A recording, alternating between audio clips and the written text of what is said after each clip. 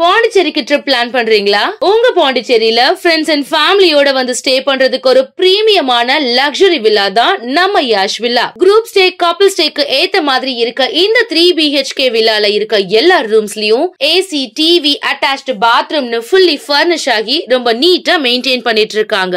தேவைப்பட்டா சமைச்சுக்க கிச்சன்ல எல்லா யூட்டன்சில்ஸும் இருக்கு. அது மட்டும் இல்லங்க, ஆர்டர் பண்ணா home made food, car and bike ரெண்ட்ஸ்க்கு கூட ரெடி பண்ணி கொடுக்கறாங்க.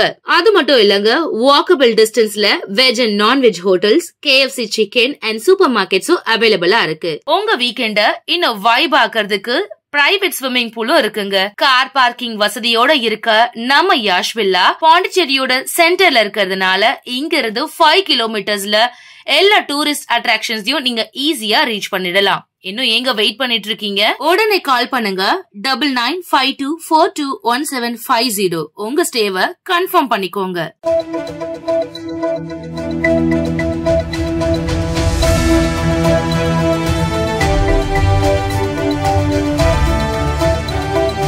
வணக்கம். சக்தி சேனலின் புதுவையின் இன்றைய நிகழ்வுகள். உச்சநீதிமன்ற நீதிபதியை இழிவுபடுத்தும் பாஜகவினரை கண்டித்து புதுச்சேரி விடுதலை சிறுத்தைகள் கட்சி சார்பில் கண்டன ஆர்ப்பாட்டம் நடைபெற்றது. இதில் 200க்கும் மேற்பட்டோர் கலந்து கொண்டனர். உச்சநீதிமன்ற தலைமை நீதிபதி BR கவாயை குறிவைத்து இழிவுபடுத்துவதுடன் அவதூறு கருத்துக்களை திட்டமிட்டு பரப்பி வரும் பாஜகவினரை கண்டித்தும் புதுச்சேரி மத்திய பல்கலைக்கழகத்தில் போராட்டத்தில் ஈடுபட்ட மாணவர்களை காட்டு மிராண்டித்தனமாக தாக்கிய போலீசாரை கண்டித்தும் விடுதலை சிறுத்தைகள் கட்சி சார்பில் கண்டன ஆர்ப்பாட்டம் சட்டமன்றம் அருகே நடைபெற்றது. மாநில செயலாளர் பாவானந்த் தலைமையில் நடைபெற்ற கண்டன ஆர்ப்பாட்டத்தில் விடுதலை சிறுத்தைகள் கட்சியைச் சேர்ந்த சுமார் 200க்கும் மேற்பட்டோர் கலந்து கொண்டு கோரிக்கைகளை வலியுறுத்தி கண்டன கோஷங்களை எழுப்பினார்கள்.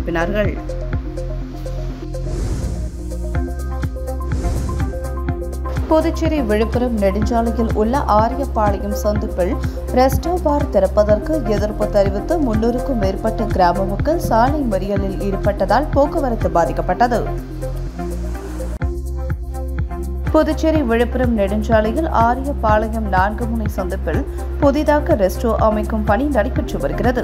இதற்கு எதிர்ப்பு தெரிவித்து பல பகுதி மக்கள் மற்றும் சமூக ஆர்வலர்கள் மாவட்ட ஆட்சியர், கலால்துறை அதிகாரிகளிடம் மனு அளித்தும் நடவடிக்கை எடுக்கப்படவில்லை என கூறப்படுகிறது. இந்த நிலையில் இன்று காலை ஆரியபாளையம் சந்திப்பில் 300க்கும் மேற்பட்ட பொதுமக்கள் திரண்டு ரெஸ்டோ பார் திறப்பதற்கு எதிர்ப்பு தெரிவித்து சாலை மறியல் போராட்டத்தில் ஈடுபட்டனர். அப்போது புதுவை அரசையும் அதிகாரிகளையும் கண்டித்து கண்டன கோஷங்களை எழுப்பினர். பொதுமக்களின் திடீர் சாலை மறியல் போராட்டத்தால் புதுச்சேரி விழுப்புரம் நெடுஞ்சாலையில் போக்குவரத்து கடுமையாக பாதிக்கப்பட்டது. சுமார் 3 கிலோமீட்டர் தூரத்திற்கு வாகனங்கள் அணிவகுத்து நின்றன. இதுகுறித்து தகவல் அறிந்த வில்லியனூர் போக்குவரத்து போலீசார் சம்பவ இடத்திற்கு விரைந்து வந்து சாலை மறியலில் ஈடுபட்ட பொதுமக்களிடம் பேச்சுவார்த்தையில் ஈடுபட்டனர். அதிகாரிகளிடம் பேசி உரிய நடவடிக்கை எடுப்பதாக கூறியதை தொடர்ந்து போராட்டம் கைவிடப்பட்டது. பொதுமக்களின் திடீர் சாலை மறியலால் புதுச்சேரி விழுப்புரம் நெடுஞ்சாலையில் சுமார் 1 மணி நேரத்திற்கு மேலாக போக்குவரத்து பாதிக்கப்பட்டது.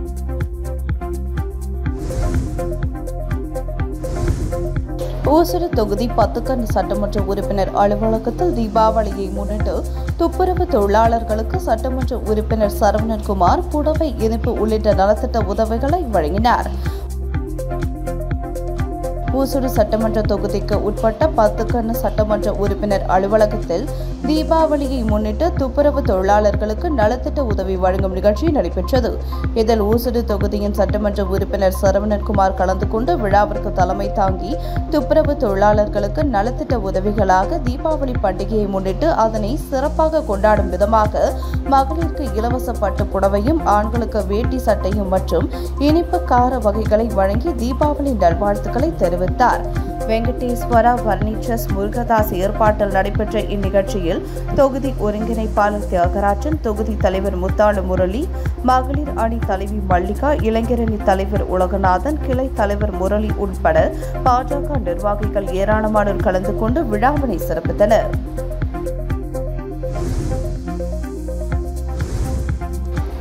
கொம்பாக்கம் முதல் உழந்தை ஏரி வரை ரூபாய் 1,32,00,000 செலவில் சாலை அமைக்கும் பணியினை எதிர்க்கட்சித் தலைவர் சிவா தொடங்கி வைத்தார். வில்லியனூர் மற்றும் முதலியார்பேட்டை சட்டமன்ற தொகுதிகளுக்கு உட்பட்ட முருங்கப்பாக்கம் ஏரி மேற்கு கரையின் மேல் கொம்பாக்கம் சாலை முதல் உடந்தை ஏரி பொதுக்கரை வரை தார் சாலை அமைக்க ரூபாய் 1,32,00,000 ஒதுக்கீடு செய்யப்பட்டு பொதுப்பணித்துறை நீர்ப்பாசன கோட்டம் மூலம் மேற்கொள்ளப்பட உள்ள பணிக்கான பூமி பூஜை நிகழ்ச்சி இன்று காலை குப்பம்பேட்டில் நடந்தது.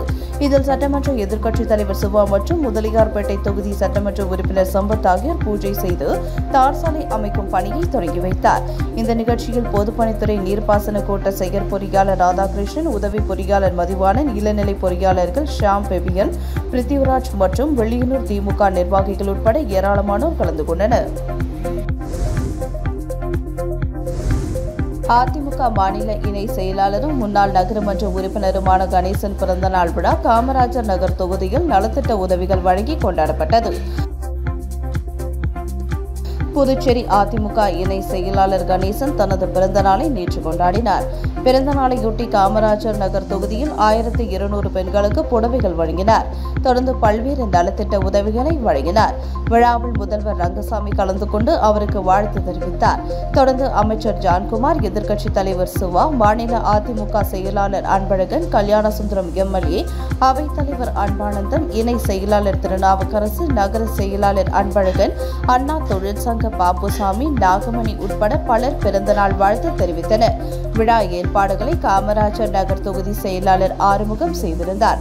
விழாவில் இளைஞர் மற்றும் இளம் பெண்கள் பாசறை இணை செயலாளர் மதன்குமார், உழவர்கரை நகர செயலாளர் சித்தானந்தம், முன்னாள் தொகுதி செயலாளர்கள் தமிழ்ச்செல்வன், பால்ராஜ் உட்பட அதிமுக நிர்வாகிகள், தொண்டர்கள் மற்றும் பல்வேறு அரசியல் கட்சியினர் கலந்து கொண்டு வாழ்த்து தெரிவித்தனர்.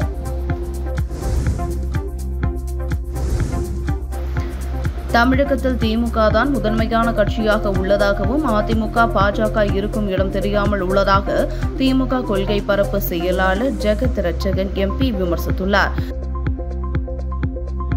புதுச்சேரியில் 2ஆம் கட்டமாக திமுக உறுப்பினர் சேர்க்கை முகாம் ஊசுடு, இந்திரா நகர், கதிர்காமம், தட்டாஞ்சாவடி, லாஸ்பேட்டை, காலாப்பட்டு, காமராஜ் நகர், ராஜ்பவன் ஆகிய 8 தொகுதிகளில் நடைபெற்றது. உறுப்பினர் சேர்க்கை முகாமினை திமுக கொள்கை பரப்பு செயலாளர் ஜெகத் ரட்சகன் எம்பி மற்றும் சட்டமன்ற எதிர்க்கட்சித் தலைவர் சிவா ஆகியோர் தொடங்கி வைத்தனர். தொடர்ந்து செய்தியாளர்களிடம் பேசிய திமுக கொள்கை பரப்பு செயலாளர் ஜெகத் ரட்சகன் எம்பி, திமுகவில் இணைவதற்காக புதுச்சேரியில் அனைத்து இடத்திலும் மக்கள் மிக எழுச்சியாக ஆர்வத்துடனும் உள்ளார்கள். புதுச்சேரியில் உள்ள 30 தொகுதிகளிலும் திமுக வலிமையான உறுப்பினர்களை சேர்த்து வளமான புதுச்சேரியை உருவாக்குவோம் என்றார்.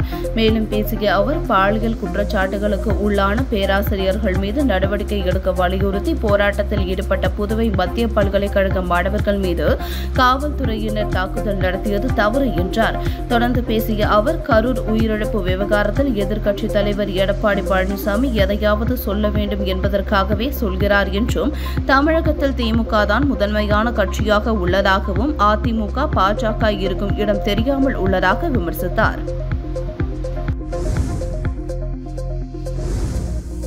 புதுச்சேரி கல்வித்துறையில் பணிபுரியும் ஒப்பந்த ஆசிரியர்களை நீதிமன்ற உத்தரவுப்படி பணி நிரந்தரம் செய்யக்கோரி சுமார் 200க்கும் மேற்பட்ட ஆசிரியர்கள் ஆளுநர் மாளிகையை நோக்கி கண்டன பேரணியில் ஈடுபட்டனர். புதுச்சேரி கல்வித்துறையில் ஒப்பந்த முறையில் பணியாற்றும் கௌரவ ஆசிரியர்கள், பால சேவிகா, சிறப்பு ஆசிரியர்கள் மற்றும் மொழி ஆசிரியர்களை நீதிமன்ற உத்தரவுப்படி பணி நிரந்தரம் செய்யக்கோரி புதுச்சேரி அரசு ஆசிரியர்கள் சங்கங்களின் ஒருங்கிணைப்பு குழு சார்பில் பல கட்ட போராட்டம் நடத்தி வருகின்றனர். ஆனால் அரசு இந்த போராட்டத்தை கண்டுகொள்ளவில்லை. இந்த நிலையில் பணி நிரந்தரம் கோரிக்கையை முன்வைத்து ஒருங்கிணைப்பு குழு தலைவர் பாலகுமார் தலைமையில் 200க்கும் மேற்பட்ட ஆசிரியர்கள் ஆளுநர் மாளிகையை நோக்கி கண்டன பேரணியில் ஈடுபட்டனர். கம்பன் கலையரங்கத்தில் தொடங்கிய பேரணி புசி வீதி, மிஷன் வீதி வழியாக ஆளுநர் மாளிகை நோக்கி வந்தபோது சட்டமன்றம் அருகே போலீசார் தடுப்பு கட்டைகள் போட்டு நிறுத்தியதால் ஆசிரியர்கள் ஆர்ப்பாட்டத்தில் ஈடுபட்டனர்.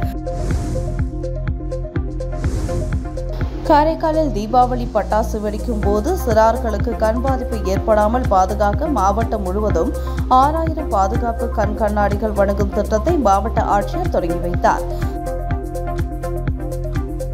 தீபாவளி பண்டிகை வரும் 20ஆம் தேதி நாடு முழுவதும் மிக விமர்சையாக கொண்டாடப்பட உள்ளது. இந்த நிலையில் காரைக்கால் மாவட்டத்தில் கடந்த ஆண்டு பட்டாசுகள் கண்களில் பட்டு பாதிப்பு அடைந்த பல சிறுவர்கள் அரசு மருத்துவமனையில் சிகிச்சை பெற்றனர். இதனை தடுக்கும் வகையில் இந்த ஆண்டு காரைக்கால் மாவட்ட நிர்வாகம் சார்பாக 6000 பாதுகாப்பு கண்ணாடிகள் வழங்க ஏற்பாடு செய்யப்பட்டது. அதன்படி இன்று மாவட்ட ஆட்சியர் அலுவலகத்தில் ஆட்சியர் ரவி பிரகாஷ் கண் பாதுகாப்பு கண்ணாடியை இன்று வழங்கும் பணியினை தொடங்கி வைத்தார். மேலும் சிறுவர்கள் கண்ணாடி அணிந்து வெடிவெடிக்க வேண்டும் என்று மாவட்ட ஆட்சியர் அறிவுறுத்தினார். இந்த பாதுகாப்பு கண்ணாடி மாவட்டம் முழுவதும் தொகுதி வாரியாக சட்டமன்ற உறுப்பினர்கள் மூலமாக சிறுவர்களுக்கு வழங்கப்பட உள்ளது. காரைக்காலில் சர்வதேச வெண்கோல் தினம் கொண்டாடப்பட்டது.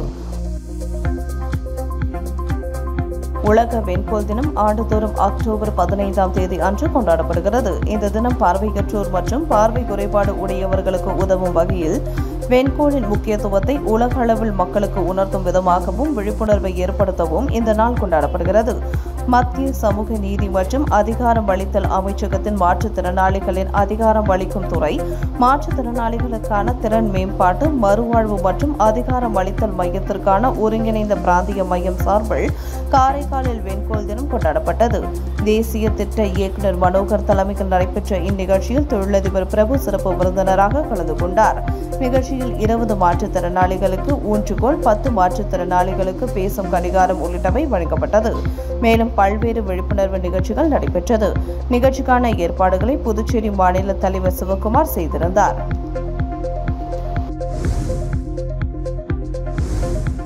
புதுச்சேரியில் முன்னாள் அமைச்சர் மல்லாடி கிருஷ்ணராவ் உருவம் அச்சிடப்பட்ட தீபாவளி பரிசு தொகுப்பை வீடு வீடாக வழங்கி அதிமுக முன்னாள் எம்எல்ஏ வாக்கு சேகரிப்பில் ஈடுபட்டார்.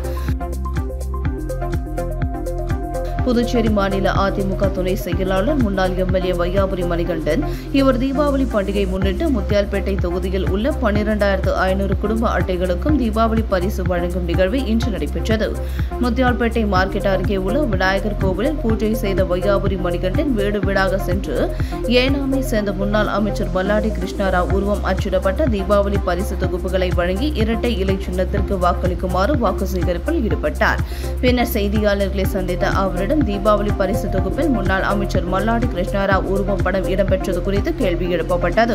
இதற்கு பதில் அளித்த அவர் அரசியலில் திறமை மிக்க அமைச்சர் மல்லாடி கிருஷ்ணராவை ரோல் மாடலாக எடுத்துக்கொண்டு அரசியல் பணியை தொடங்கி இருக்கிறேன் என்று தெரிவித்த அவர் முன்னாள் முதலமைச்சர் வைத்தியலிங்கம் மீது மல்லாடி கிருஷ்ணராவ் பல்வேறு குற்றச்சாட்டுகளை ஆதாரத்துடன் கூறியுள்ளார்.